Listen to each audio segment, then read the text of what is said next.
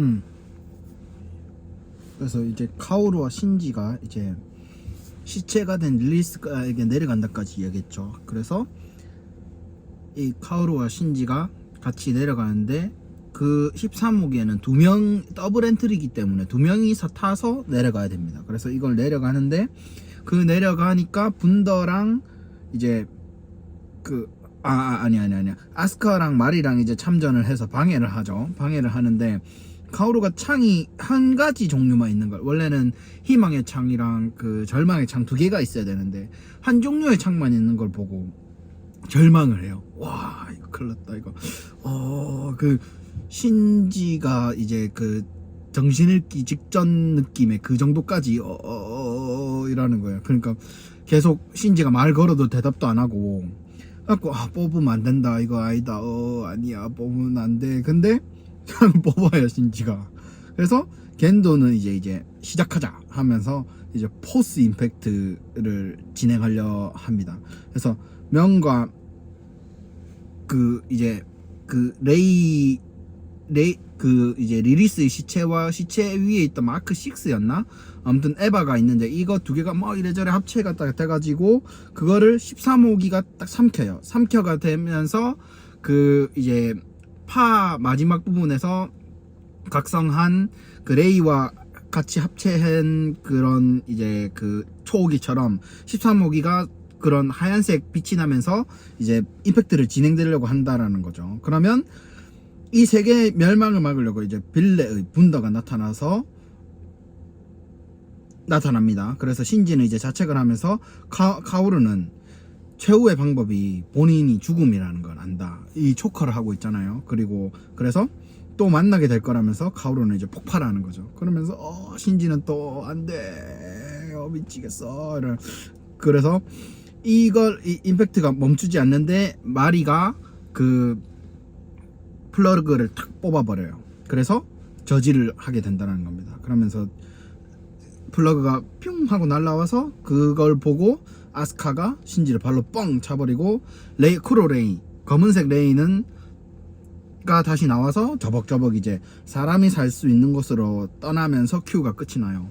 이거 생각보다 엄청 짧은 거예요. 원래는 보통 1시간 반 정도 되는, 100분 정도 되는 애들인데 다들 엄청 짧아갖고 놀랬어요. 그래서 제가 다카포를 먼저 봤잖아요. 그래서 다카포가 한 2시간 40분 정도 되는 걸로 알고 있는데 다카포를 좀 떼가지고 여기에 같이 하면 어땠을까 싶은 거예요. 근데 뭐 물론 배치를 그렇게 해서 그런지 모르겠지만 앞부분에 엄청 좀 조용한 그런 장면들이라 가지고 뭐 어떻게 그랬는지 아무튼 좀 그랬습니다. 그래서 이제 큐가 끝나고 이제 몇 년 만에, 9년이라 했나? 아무튼 몇 년 만에 그 이제 신 에반게리온 극장판 그 다카포가 개봉을 합니다.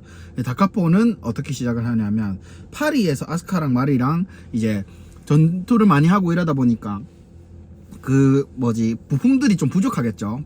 그 네르프는 자기 직속 기관이니까 그런 부품들을 자기들이 개발 또는 만들고 수급을 할 수 있겠는데, 이 빌레는 아주 나온 기관이잖아요. 그러다 보니까 이 부품들을 수급하려고 파리로 갑니다. 파리에 가가지고 사람들이 막 다다다다닥 하면서 하고, 이걸 하니까 그게 생각났어. 마침 또 이제 제가 썸머 워즈라는 드라마를 또 봤는데 그건 약간 그 가상세계를 위주로 하는 애니인가 봐요. 그거는 이제 단편으로 이제 뭐라 해야 되노? 한 편인데 시간이 긴 거죠. 한 1시간 반 이상들 되는 장편인 건 거죠. 그래서 한 편짜리 장편 그런 건데, 아무튼 이제 레이 전투를 벌이고 그거를 회수를 합니다. 하고 레이와 신지가 도착한 마을에는 너무 평화롭고 좋아요. 그래서 또 누가 해석에 그렇게 얘기했는데, 이런 좀 평온한 장면도 에반게리온에 좀 필요하지 않을까. TV판에는 너무 좀 자극적이자기보다는 우울하다거나 너무 심오하다거나 좀 그런 장면이 많고 전투씬에다가 좀 잔인한 장면들이 많은데, 이런 마을에서 이 레이와 신지가 살아가는 이 씬이 정말 좋았는데, 농부 레이가 진짜 귀여워요. 이 할머니들이 입는 그 농촌의 그 옷을 레이가 딱 입는데 와 진짜 장난이 아닙니다. 그리고 아스카는 그 밀덕 친구 집에 있었던 거죠. 그 친구 집에 있고, 신지는 이제 사람들도 그 카오루의 죽음과 자기 때문에 또 이제 임팩트가 일어날 뻔한 것에 대한 그 죄책감이랑 여러 가지 그걸로 인해 가지고 또 이제 그냥 안 먹는 것도 제대로 안 먹고 그 또 땡깡 부리듯이, 저는 이제 땡깡이라 표현하지 않겠습니다. 그러니까 자책을 하고 이제 혼자만의 굴에 들어가 있다라는 건 거죠. 그래서 그 옛 네르프 기지에 자주 가요. 자주 가는데 이번에는 원래 그 본인의 좀 자유로운 시간과 공간이 그 워크맨으로 그게 되잖아요. 근데 워크맨을 안 들고 가요. 또 그 이유를 내가 생각해 보니까 아마 카오루와 피아노 친 그 기억이 계속 남아서 그 옛터의 하늘을 보면서 그 카오루를 생각하고 또 본인의 앞날을 생각하고 엄청 고뇌를 하는 시간과 또는 돌파하고 행복했던 시간으로 가고 싶어 하는 그런 느낌인 것 같아요. 그래서 고뇌를 하는 건데, 이게 레이가 계속 가요. 오히려 이게 마음이 없을 것 같고 그래서 그런데 그 마을에서 이런저런 그 사람들이 살아가는 방법을 배워서 그런지 계속 가가지고 워크맨도 주려고 하고 음식도 주고, 아무튼 아스카는 이제 숨어서 지켜보고 레이는 계속 가가지고 진짜 지극정성으로 계속 수발을 한다는 건 거죠. 그런데 어느 날 갑자기 이름이 마을 사람들이랑 온천에서 이런저런 이야기를 하다가 이름이 뭐냐 물어보니까 없다고 한 거, 모르겠다 한 거야. 그래서 계속 붕어빵이라고 한단 말이야. 레이랑 붕어빵이라 가지고. 그런데 이름을 정해달라고 신지한테 간 거예요. 근데 잘 모르겠다, 일단 좀 생각해보겠다 했는데 다시 돌아와가지고 이름 때문에 왔지, 내가 그 이름이 레이는 레이다. 근데 그게 아니라 나는 이제 마지막이다, 가야 된다. 그 또 복제 인간이다 보니까 그 네르프 기지랑 또 떨어져 있으면 또 생명이 오래 안 가는가 봐요. 그래서 다시 LCL화 되면서 하늘나라로 또 간다는 거죠. 그러면서 이제 분더 그러니까 빌레의 우주선이 거기에 그 마을에 상륙을 해서 신지와 아스카가 탑승을 합니다. 근데 서드 임팩트 일단 탈주를 했고, 탈주한 본인 때문에 니어 서드 임팩트가 일어났기 때문에 승무원들이 엄청 진짜 싫어해요. 완전. 근데 마스터는 그냥 큰 말 안 하고 그냥 태워주는데, 이제 겐도가 포스 임팩트를 준비한다는 사실을 알고 그쪽으로 빌레 팀이 향합니다. 그 우주선을 타고 이제 멋진 전함전이 바바바바 일어나요. 그러니까 이 전함전이 거의 파에도 좀 나타났나? 그 큐와 그 다음에 아주 적극적으로는 다카포 거기에서 방패같이 쓰여요. 그 전함이 좀 멋있었어요. 그래서 그 방패같이 쓰이는데 그 전함전이 제법 멋있었습니다. 저는 좋았습니다. 그리고 그 전함전이 이제 진행되고 이제 그 13호기를 파괴하기 위해서 마리와 또 아스카를 출격시키는데, 13호기한테 이제 마리는 서버 뒤에서 그 뭐라 해야 되노, 단어가 갑자기 생각 안 나네. 그 총격전 할 때 뒤에 엄호를 하고 아스카가 딱 가서 파괴하려고 땅 갔는데 에이티필드 때문에 안 되는 거예요. 에이티필드 때문에 막혀서 어떡하지? 그럼 어쩔 수 없다. 좀 클리셰를 해야 되나? 애니나 또는 그 여러 가지 그런 영화나 이런 데에서 눈을 가리거나 한쪽 눈을 가렸을 때 나오는 필살기들 있잖아요. 그래서 아스카가 그 눈에 숨겨둔 사도를 봉인을 해제를 해가지고 이제 그 에바가 폭주하는 것도 있지만은 비스트 형태가 있고 그 다음에 그 사도를 주입시키는 그런 형태도 있는가 봐요. 그래서 사도를 이제 봉인 해제를 해서 사도화 시켜서 공격을 땅 하려는데 그걸 겐도는 오히려 기다렸던 거예요.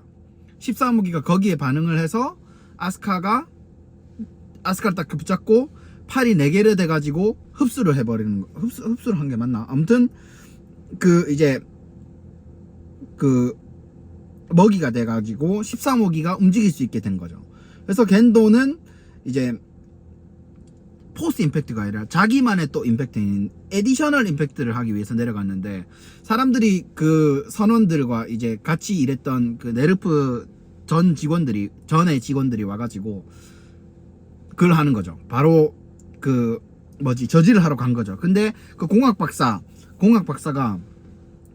TV판에서는 총을 못 쏘고 이러면서 막 그냥 어설프게 그 겨누기만 하는데, 여기서는 빵 쏴요. 근데 살아있는 거예요. 이게 거의 신과 가까운 형태의 좀 이제 초인이 된 거죠. 초인이 눈에 십자가 형태가 돼가지고 그 눈을 가리고 있었던 게 그거였던 겁니다. 그러면은 아마 그 젤에 있는 사람들도 그런 그 사이클롭스 같은 안경을 끼고 있는데, 그 사람들도 어쩌면 약간 그런 경지에 이른 사람들이 아닐까라는 생각이 드네요.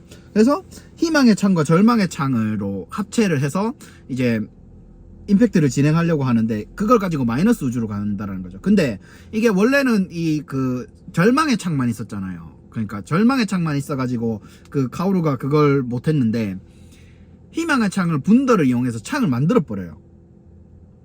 그래서 그걸 가지고 마이너스 우주로 가서 임팩트를 진행하러 간 거죠. 근데 이제 그걸 방해하기 위해서 그 분더에 있던 초호기를 가지고 신지가 내가 싼 똥은 내가 치우겠다. 그래서 그걸 저지를 하러 초호기를 타고 갑니다. 사람들이 엄청 또 방해해요. 또 니 때문에 서드 임팩트 일어났고 도망가고 또 임팩트 일어나면 어쩔 건데. 그래서 그 친구 동생, 그래갖고 자기 때문에 서드 임팩트 때문에, 니어 서드 임팩트 때문에 그 사람들이 죽은 그 가족들이 총을 겨누면서 쏘기도 쏩니다. 물론 땅에다 쏘지만. 그런데 마사토가 이제서야 신지가 아니었으면은 니어 서드 임팩트가 일어난 거고, 그 때문에 우리가 살고 일부 사람들이 사는 거다. 아니면 다 죽었다. 그러면서 인정을 해주고 가라 한 거죠. 그러면은 아까 전에 겐도가 창을 만들었으니까 우리도 창을 만들 수 있다. 그러면 일단 너희들은 다 일단 기본 세팅만 하고 다 하선을 하고 마사토 내 혼자만 가겠다 해서 갑니다. 그래서 가는데 그 초기에 타니까 신지가 파에서 레이를 구해냈잖아요. 근데 큐에서 그 구해낸 레이를 못 만났는데 여기서 만납니다. 왜냐하면 초호기를 탔는데 초호기에 레이가 있었고, 레이의 머리가 비정상적으로 엄청 길어져 있어요. 그러니까 14년 동안 기른 거겠죠. 그래서 이 머리가 기는데 그래서 이제 그 힘을 합쳐서 막 싸워요. 절망의 창과 그 희망의 창은 초호기가 들고 탕탕탕 싸우는데, 계속 같은 공격을 같은 방법으로 막아내니까 아주 좋은 방어가 되는 거예요. 공격이 최선의 방어가 되는 건 거예요. 똑같은 합으로 똑같이 땅땅땅땅 하다 보니까. 그러면 합마다 장소가 계속 바뀌어요. 이때까지 TV판에 나왔던 거, 그 다음에 극장판에 나왔던 거, 심지어 그 카지의 수박바까지 나오는데 계속 바뀌는 거죠. 근데 이게 재밌는 부분이 그 바뀌는 장면들마다 방송국에 세팅한 촬영장 같은 모습으로 바뀌어요. 조명이나 이런 것들, 카메라나 또 이런 것들이 계속 보인다라는 건 거죠. 그래서 어떻게 할까 생각을 하다가 대화를 해보기로 해요. 그러니까 그 대화를 하는 이제 대화나 깊은 생각이 들어갈 때는 어디로 가죠? 전철로 가죠.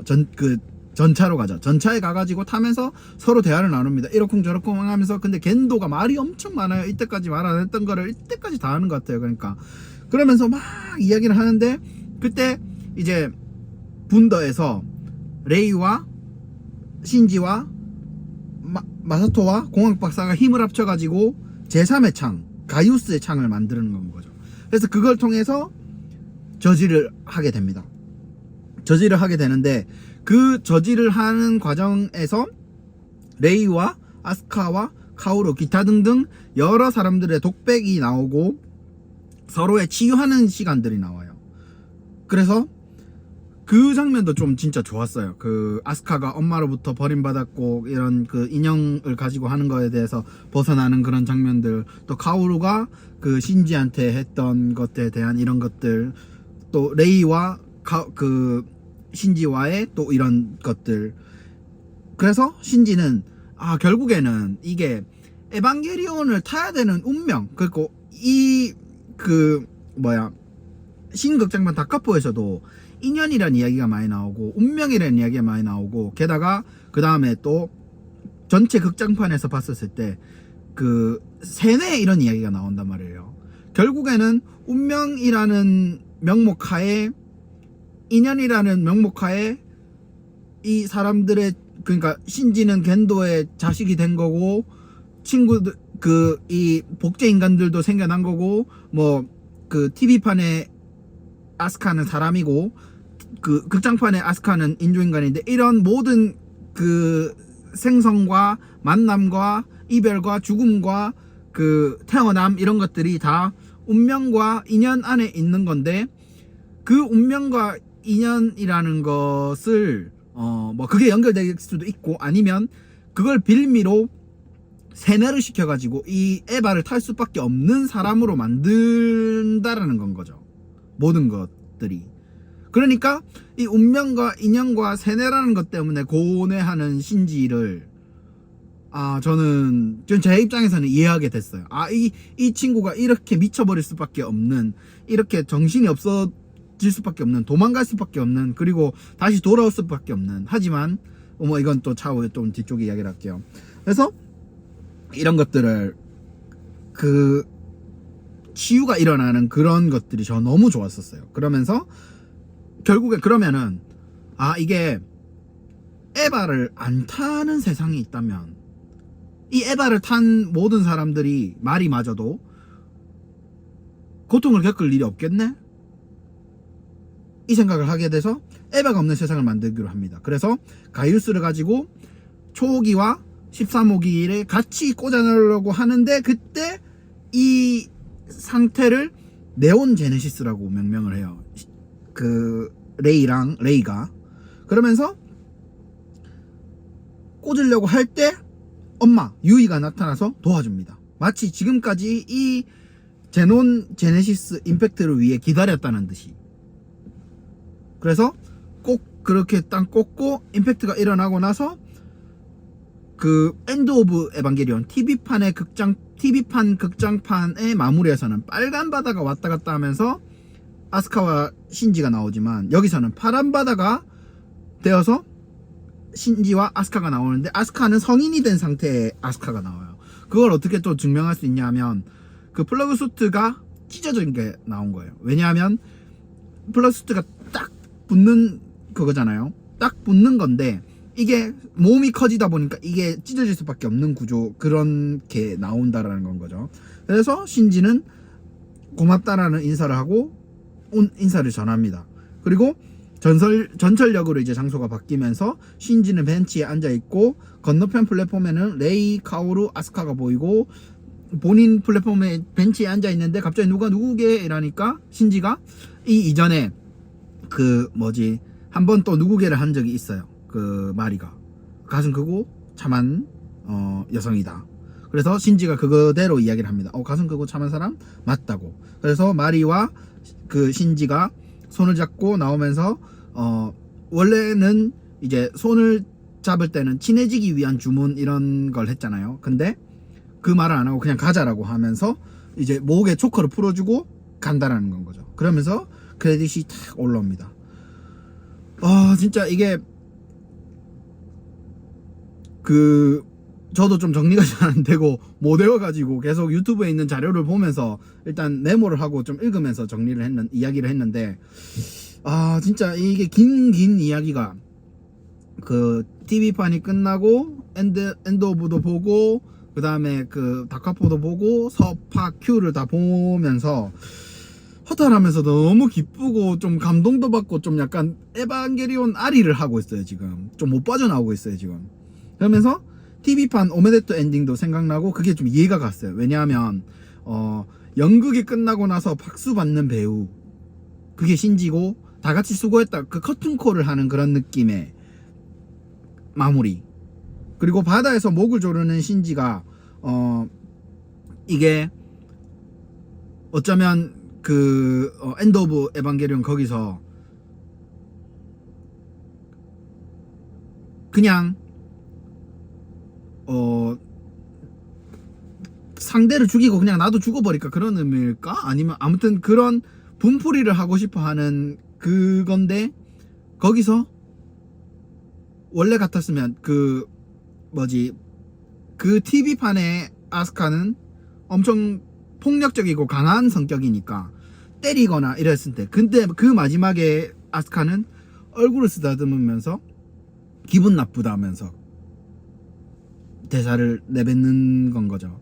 그러니까 그게 이 이전에 임팩트와 이 신지가 돌아오기 전에 아스카였으면 화를 냈겠지만 아스카마저도 신지를 이해를 한다라는 거라고 저는 생각돼요.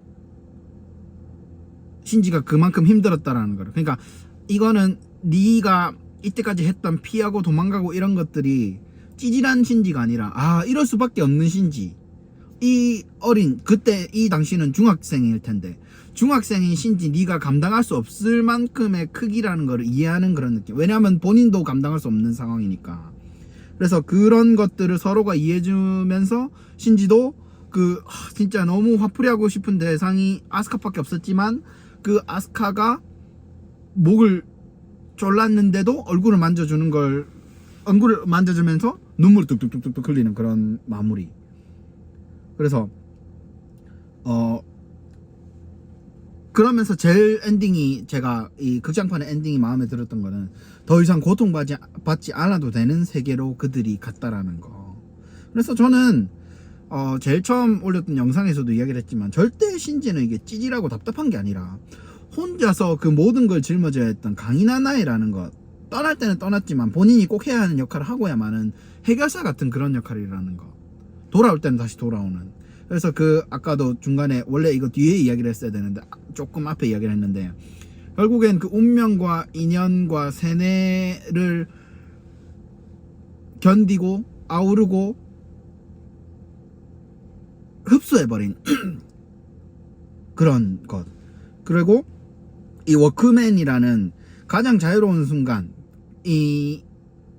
워크맨 속에 워크맨을 들을 때만큼은 자기 혼자만의 시간이고 그 음악에 차단을 해서 그 견뎌낼 수 있는 자유로운 시간이었는데 근데 알고 보면 그게 결국엔 아빠의 그늘에 다시 들어가는 아빠의 그 프레임 안에 들어가는 거라는 건 거죠.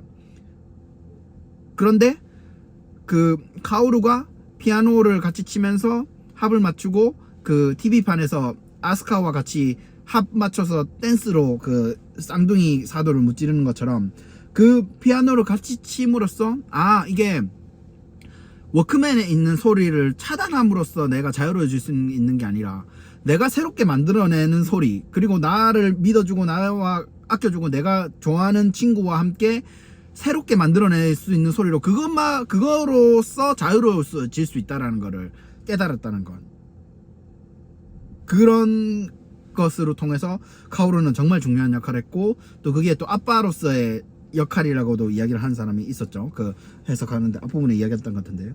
그리고 OST 같은 경우에는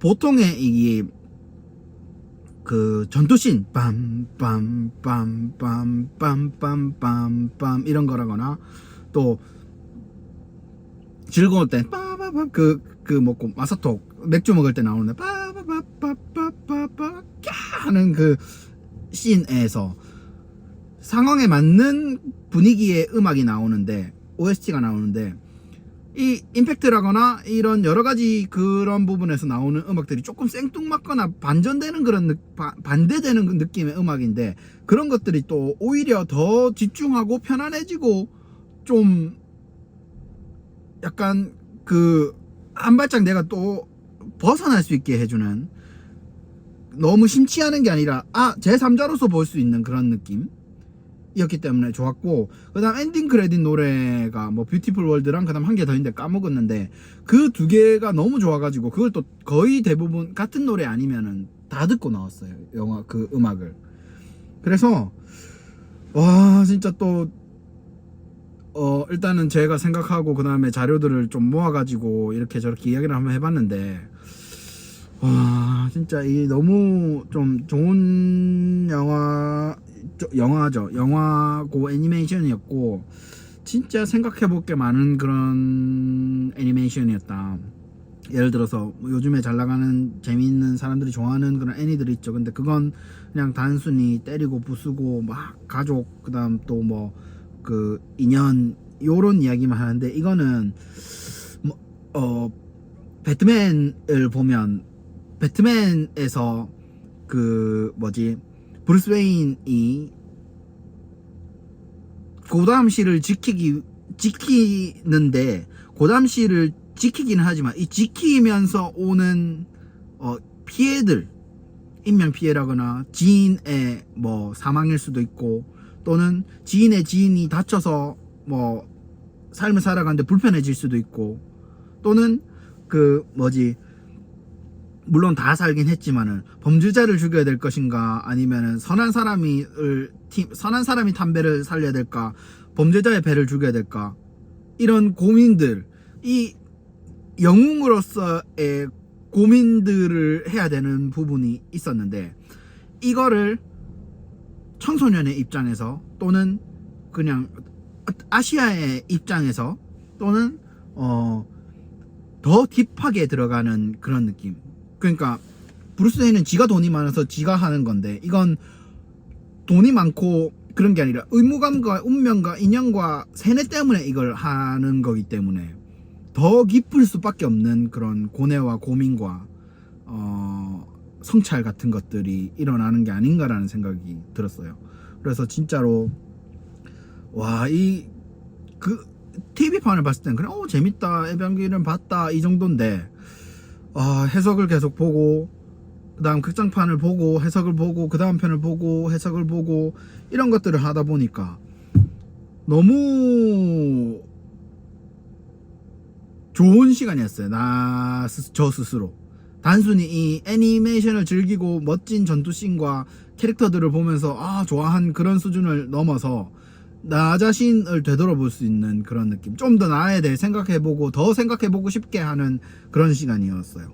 그리고 마지막으로 또 하나 더 그때 이야기를 하기로 한 부분이 뭐냐면 왜 일본의 애니메이션은 청소년들이 세상을 구하는 구조일까라고 하는 거를 조금 찾아봤는데 소년은 무조건 순결하고 순수하다는 편견 비슷한 게 있는데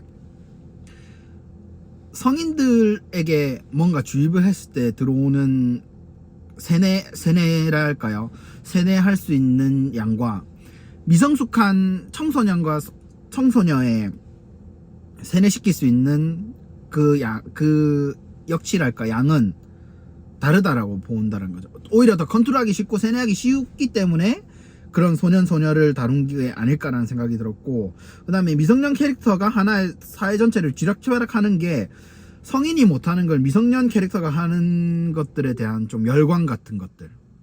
왜냐면 이때까지 다 기성세대들이 뭔가 다 잡고 쥐락펴락하고 있는데 그래서 성인 초년생들이 엄청 불만을 갖고 있겠죠. 근데 이 초년생이 되기 전 단계인 청소년들이 이 세계를 쥐락펴락하는 것, 물론 그들의 세뇌나 이런 것들이 있긴 있겠지만 사도를 부수고 에반게리온만 봤었을 때 사도를 쳐부수고 세상을 구하고 친구들에게 영웅시 되는 그런 것들이 을 표현한 게 아닐까 이런 생각도 들었고, 그 다음 작가 이외에 다른 직업을 좀 안 해본 물론 에반게리온 작가는 나이가 많지만은 그 뭐지 비메르 칼날 작가 같은 경우는 좀 어렵죠. 지금도 연도가 많이 지났으니까 한 20대 중후반 정도 됐을 텐데 그 세계관을 그릴 수 있는 크기와 그 다음 그 나이가 든 그 작가, 그러니까 감독이 보고 그려낼 수 있는 세계관의 크기가 좀 다를 수 있다는 거죠. 그래서 작가 이외에 다른 직업을 해본 적이 없는 좀 젊은 작가들이 업계에 몸담고 있어서 인생 경험이나 지식 수준이 전반적으로 많이 부족했기 때문에, 그렇기 때문에 주인공의 직업이나 주인공이 소속되는 직장을 고증이나 개연성을 고려하면서 다양하게 설정하는데 애를 먹게 되는 부분이라고 이야기를 했습니다. 그리고 사람들이 한 번쯤 경험한 학생을 주인공으로 내세우게 되고 학교를 주인공의 소속처로 설정하는 경향이 짙어졌다는 분석도 있다고 합니다. 그래서 간단히 말하면 작가들의 인생 경험과 지식의 부족으로 결과적으로 주인공이 학생이 되도록 만드는 요인이 되었다는 분석인데, 또 이런 학교를 그 주체로 하게 되면은 학생들이 그러니까 그 어른들은 뭔가 모이기 이렇게 하려면은 좀 힘들잖아요. 뭐 예를 들어 바이오맨, 뭐 후레쉬맨 이런 것들은 기지가 있어서 모이긴 하겠지만은, 그렇지 않은 사람들은 모이기가 힘든데, 이런 학교라는 동아리라는 또는 이런 뭐 방과후라는 그런 것들을 통해서 할 수 있는, 아니면 또 뭐 그 고아가 된 애들이 고아원 그런 것들도 있겠고, 그런 것들이 학생 그 모을 수 있는 좋은 그 뭐랄까 그 공간이랄까요, 그런 것들. 그래서 있고, 또 아무래도 이 애니메이션의 그 수요층이 학생이기 때문이라는 이야기도 봤습니다. 그래서 학생들에게 그 공감대와 또 소속감과 그런 여러 가지 그거를 부여해서 좀 더 그 활용하고 사용하고 소비하기 쉽게 하기 위한 것이라는 또 설명도 본 적이 있습니다. 그래서 아무튼 좀 더 이 부분은, 그러니까 좀 더 제가 깊이 있게 생각해보고 한번 제대로 이 부분만 놓고 이야기를 한번 해보고 싶어요. 더 계속 저도 생각해보고 자료도 찾아보고 정리를 하면서 뭔가 탁 되면 또 한번 이야기를 해보도록 하겠습니다. 아무튼 진짜 너무 좋은 애니메이션이었고, 진짜 한번 또 그 TV판도 한번 다시 또 보고 극장판도 한 번씩 보는, 그래서 한번 날을 잡아서 싹 몰아보기 하는 그런 시간을 좀 가지고, 또 그때 또 느꼈던 감정을 다시 나누어 보는 그런 시간을 가져보도록 하겠습니다. 감사합니다.